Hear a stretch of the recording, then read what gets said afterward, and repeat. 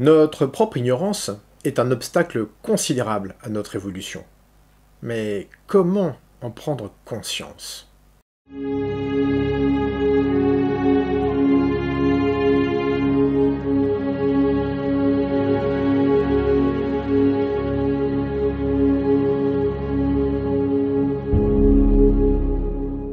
Dans une société qui glorifie le savoir, avouer son ignorance est difficile.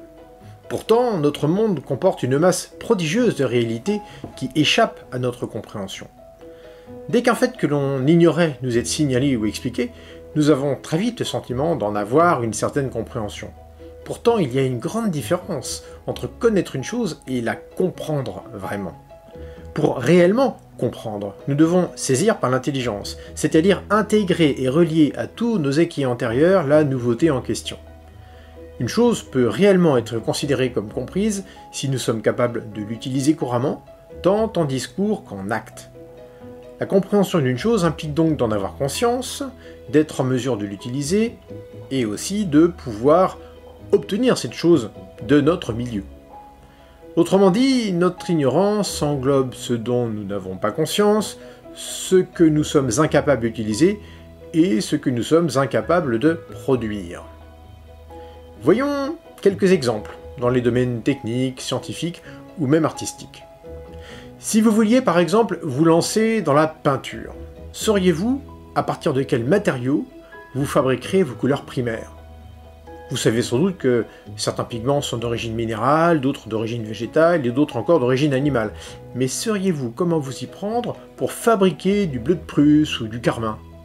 À moins d'avoir étudié la chimie, c'est peu probable. Comment fabrique-t-on un stylo-bille ? À moins de travailler dans ce domaine très spécifique, il est probable que, comme moi, vous l'ignorez. Sauriez-vous quoi faire pour obtenir du fer à partir d'une brouette de minerai ? Vous aurez sûrement idée de le chauffer pour faire fondre le métal, mais construire un four permettant d'atteindre la température de fusion du fer, c'est autre chose. Avec quel matériau le ferez-vous ? Et puis, vous chaufferez en utilisant quel combustible ? Encore un exemple, sauriez-vous traiter du pétrole brut pour en extraire du kérosène ? Même si vous connaissez le principe de la distillation, pour l'avoir étudié et même pratiqué en classe, l'appliquer à des hydrocarbures, c'est un défi très différent. Nous sommes nombreux à savoir remplacer un pneu crevé. Mais combien d'entre nous sauraient fabriquer un pneu, même en disposant de toute la sève d'EVA nécessaire ? Nous savons possible toutes ces choses, car nous savons qu'il y a des professionnels qui sont capables de les faire, des ingénieurs, des techniciens, etc. Mais la plupart des gens ignorent comment les faire. Ils savent qu'ils ne savent pas, mais ils savent aussi que d'autres personnes savent, et cela leur suffit. Donc c'est une ignorance, on va dire, qu'on connaît. Mais le domaine de l'ignorance concerne également les problèmes non résolus. Par exemple, nous n'avons pas de théorie universellement acceptée pour expliquer la répartition et les mouvements des galaxies dans l'univers. La vitesse de rotation des galaxies, telle que nous la mesurons, est trop élevée par rapport à ce que prédit la théorie en vigueur. Dans un tout autre domaine, celui de la physiologie, il se trouve que nous n'avons pas de modèle clair de la façon dont notre cerveau génère des pensées. Ces exemples concernent des faits établis, c'est-à-dire qu'il s'agit de choses que je sais que j'ignore, et dont, à ma connaissance, en 2020, personne n'a encore produit d'explications scientifiquement satisfaisantes aux yeux de la communauté scientifique. Et le champ de l'ignorance concerne aussi d'autres faits, dont les scientifiques n'ont pas pu ou n'ont pas voulu s'occuper, et pour lesquels nous en sommes donc réduits à des conjectures, voire à rien du tout, quand il s'agit de problèmes qui n'ont tout simplement pas encore pu être considérés. Ces choses que collectivement nous ignorons constituent une sorte de terra incognita, dont nous n'avons par définition pas conscience. Exactement comme Christophe Colomb, qui ignorait qu'en partant pour les Indes vers l'ouest, il découvrirait un nouveau continent. Avec le recul du temps, on peut parfois situer un avant et un après, qui donne à saisir ce qu'a pu être l'étape de « j'ignore que j'ignore » pour un sujet donné. Je vous propose d'éclairer ce que peut être ce domaine de l'ignorance à travers quelques exemples tirés de l'histoire des sciences. Ainsi, par exemple, la nature corpusculaire des électrons n'a pas pu être établie avant les travaux de Jean Perrin en 1895. Avant ça, l'électricité était considérée comme un phénomène ondulatoire. En d'autres termes, la théorie ondulatoire donnait à croire que la nature de l'électricité était connue. empêchant la plupart des gens de penser une autre théorie. Et oui, croire que l'on sait est une terrible façon de ne pas savoir qu'on ignore quelque chose. Un autre exemple, plus complexe, est l'ADN non codant. Alors qu'est-ce que c'est que ça? Selon les études, on considère qu'entre 80 et 98% de l'ADN de nos cellules, et de toutes les cellules de toutes les espèces vivantes, 98% de cet ADN ne coderait pas pour des protéines. Alors si vous avez de bonnes notions de ce que sont l'ADN, l'ARN et les processus cellulaires d'expression des gènes, vous pouvez directement aller à cet endroit-là de la vidéo. Sinon, quelques petits rappels. Alors ce qu'on appelle l'ADN, l'acide désoxyribonucléique, c'est une très grosse molécule, très complexe, formée de nucléotides agencés dans un ordre particulier. Alors les nucléotides dont l'assemblage forme l'ADN sont eux-mêmes des composés biochimiques complexes, que nous désignerons simplement ici par leur nom usuel, sans entrer dans le détail de leur formule. Alors, ils sont au nombre de 4, l'adénine, A, la cytosine, C, la guanine, G, et la thymine, T. Alors en plus de ça, au sein de l'ADN, ces nucléotides sont appariés, c'est-à-dire chaque adénine est toujours couplée à une thymine, et chaque cytosine est toujours associée à une guanine. Quand on représente l'ADN, il faut s'imaginer une double hélice, formée de nucléotides appariés, formant des séquences respectant ces associations. Ainsi, en phase d'un enchaînement comme par exemple celui-là, on aura toujours T en face de A et G en face de C. La molécule d'ADN est le principal constituant des chromosomes, et c'est aussi le support physique des gènes, c'est-à-dire de l'hérédité. Cependant, comme l'information contenue dans l'ADN est comme celle contenue dans un livre, fermé, il faut ouvrir le livre et le lire pour utiliser les informations qu'il contient. Dans la cellule, cette lecture consiste en une transcription de la succession des nucléotides de l'ADN en une autre succession de nucléotides sous la forme d'une molécule qui est cette fois un ARN. L'acide ribonucléique ressemble beaucoup à l'ADN, à ceci près qu'il ne forme pas de double hélice, et que la thymine est remplacée par un autre nucléotide, l'uracile. Alors l'ARN, c'est une molécule simple brin, alors que l'ADN, lui, il est structurellement double brin. Le fait que l'ARN soit simple brin, ça permet que des macromolécules spécialisées, qu'on appelle les ribosomes, entrent en interaction avec les nucléotides, et les ribosomes sont capables, dans certaines conditions, d'associer par 3 les nucléotides à un acide aminé précis. Et les acides aminés, ce sont les composants des protéines. Donc l'ordre des nucléotides de l'ADN, on va appeler ça des gènes, détermine ainsi l'ordre des acides aminés composant une protéine. L'ensemble du processus est communément appelé synthèse des protéines. Et ce qu'on appelle code génétique, c'est la correspondance entre les triplets de nucléotides auxquels les acides aminés vont être associés par les ribosomes. Et il n'y a que 64 façons différentes possibles d'agencer les nucléotides par 3. Et donc les chercheurs qui ont trouvé ça se sont aperçus en 1962 que chaque triplet codait toujours pour la même protéine. Alors la découverte de ce code génétique a donné un temps l'illusion qu'on avait découvert le secret de la vie. Mais rapidement, il devint clair que la simple connaissance des séquences ADN ne suffisait pas à élucider tous les mécanismes biologiques impliquant l'ADN. Outre le codage d'informations destinées à la synthèse des protéines, l'ADN est composé de segments dits non codants, dont l'étude reste loin d'être achevée en 2020.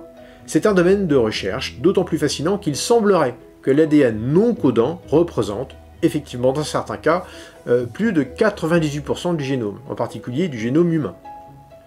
Alors sur le schéma suivant, l'ADN codant est désigné par le terme exon. C'est un terme encore plus spécialisé, j'insiste pas, mais là vous voyez marqué exon, ce sont donc les fameuses molécules d'ADN codant. Alors l'ADN non codant, c'est lui qui est un peu mystérieux. Une partie de l'ADN non codant, c'est-à-dire ne codant pas pour des protéines, a des fonctions que l'on commence à comprendre, notamment des fonctions de régulation pour la transcription d'autres gènes, ou bien pour la synthèse d'ARN, qui ne sont pas destinés à être traduits en protéines, c'est-à-dire qu'ils auraient des fonctions au sein de la cellule, directement sous la forme d'ARN. C'est-à-dire que l'ARN ne fait pas que de la transcription des ribosomes, il fait d'autres choses. Pour autant, la plupart des séquences ADN non codants ont longtemps été considérées comme non fonctionnelles et désignées comme étant de l'ADN satellite ou même de l'ADN poubelle. Cela revient à conclure que cet ADN ne sert à rien du seul fait de notre incapacité à déterminer à quoi il sert. Alors ça, c'est un exemple typique de ce qu'amène l'exigence un peu folle d'une science qui doit répondre à tout pour rester crédible, y compris lorsqu'elle n'a pas de réponse. La seule chose vraie que l'on puisse scientifiquement affirmer sur les portions d'ADN non codants dont nous ne parvenons pas à déterminer la fonction éventuelle, c'est notre ignorance.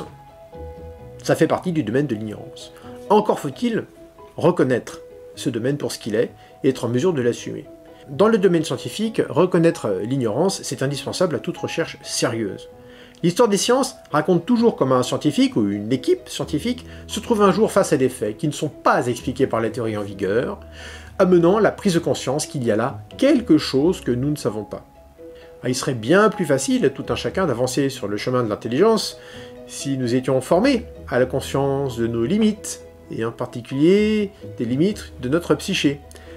Au lieu de ça, nos processus d'enseignement et de validation d'acquis conduisent à donner à celles et ceux d'entre nous qui ont le plus de savoir un sentiment de supériorité sur les autres. Une autosatisfaction finalement très peu compatible avec l'ouverture d'esprit nécessaire à l'exploration de nouveaux domaines.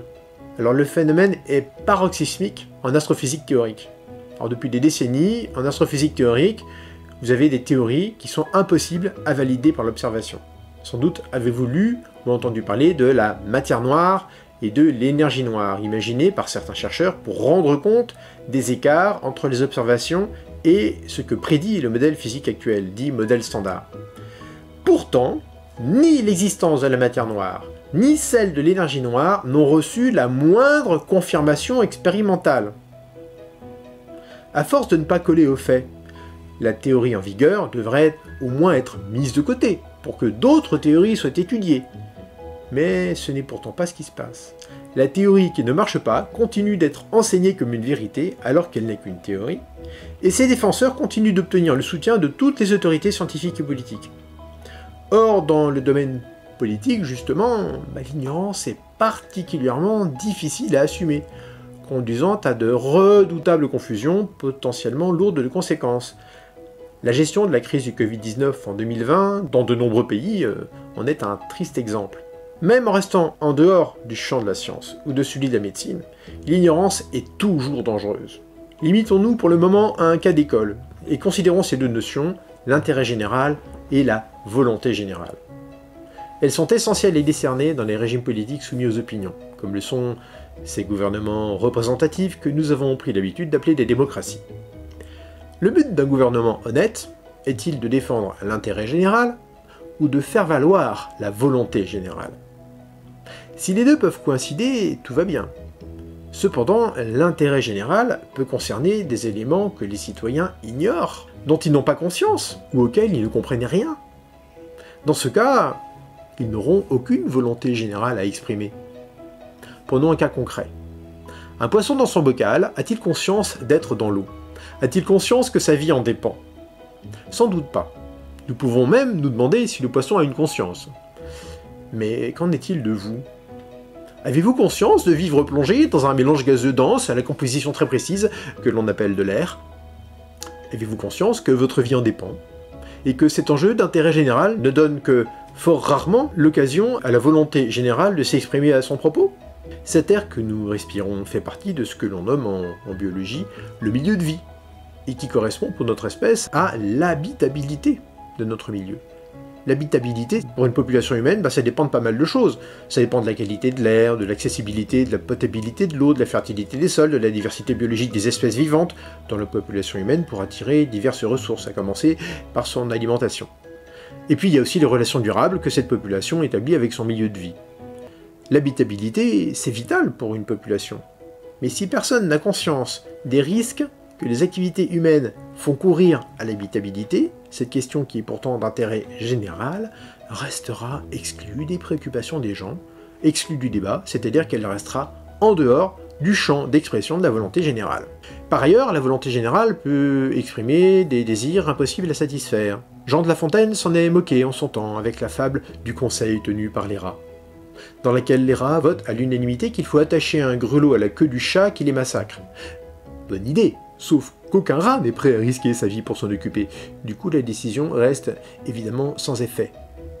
Vouloir une chose, tout en ignorant les conditions et les conséquences de cette chose, est tout aussi déraisonnable.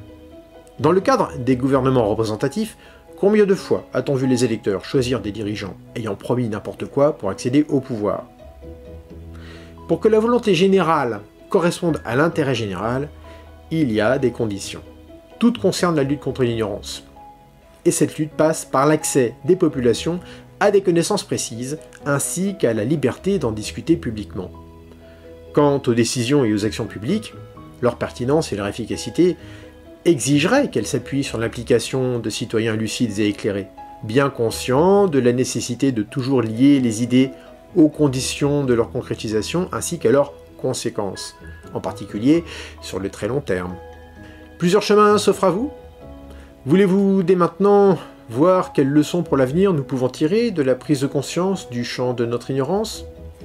Ce sera par là. La sociologie s'intéresse depuis longtemps au processus en jeu quand la réalité que nous vivons ne correspond pas à l'image que nous en avons. Voulez-vous en savoir plus sur ce mécanisme psychologique en jeu ici, qui est appelé dissonance cognitive dans la théorie de Léon Festinger? Ce sera par là. Appréhender le réel sans le confondre avec nos représentations est très difficile, surtout si nos pensées restent dépendantes du langage ordinaire. Avec la sémantique générale, Alfred Korzybski a développé des outils pour développer notre discernement et ne pas nous laisser piéger par ces questions-là. Est-ce que vous voulez en savoir plus? Eh bien, sur la sémantique générale, ce sera par là. Merci d'avoir suivi cet épisode, j'espère qu'il vous a plu, je vous dis à très bientôt pour la suite.